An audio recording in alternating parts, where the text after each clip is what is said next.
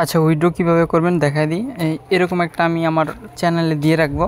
তো প্রথমে আপনি যাবেন বিটগেটে আপনাকে ওই এটিএস টোকেনটা উইথড্র করতে হবে, ঠিক আছে। তারপর ওই যে অল মিনিট দেওয়া আছে এখানে একটা ক্লিক দিবেন, তারপর অ্যাড মিনিট এটাতে একটা ক্লিক দিলাম।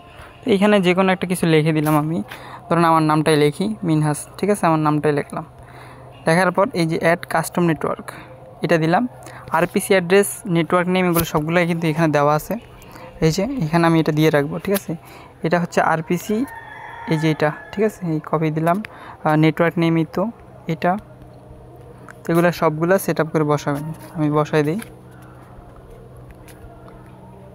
চেইন আইডিও এখানে দেওয়া আছে, এই যে চেইন আইডি হচ্ছে এটা।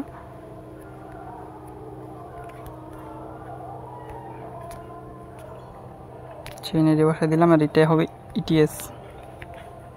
আর ব্লক চেইন এটাও কিন্তু দিয়ে দিচ্ছি, সবগুলো দেওয়া আছে। আপনারা এখানে প্রথমে বসাবেন,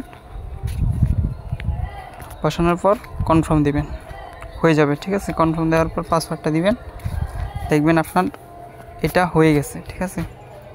এখন দেখাই, দেখেন অ্যাথেনা এরকম একটা আপনার চলে আসবে। তারপর ওই অ্যাথেনার কন্ট্রাক্ট অ্যাড্রেসটা দিয়ে আপনার অ্যাথেনা টোকেনটা অ্যাড করতে হবে। তো এই যে এখানে দিলাম অ্যাথেনা কয়েনের যেই কন্ট্রাক্ট অ্যাড্রেস আছে ওইটা বসাই দিবেন।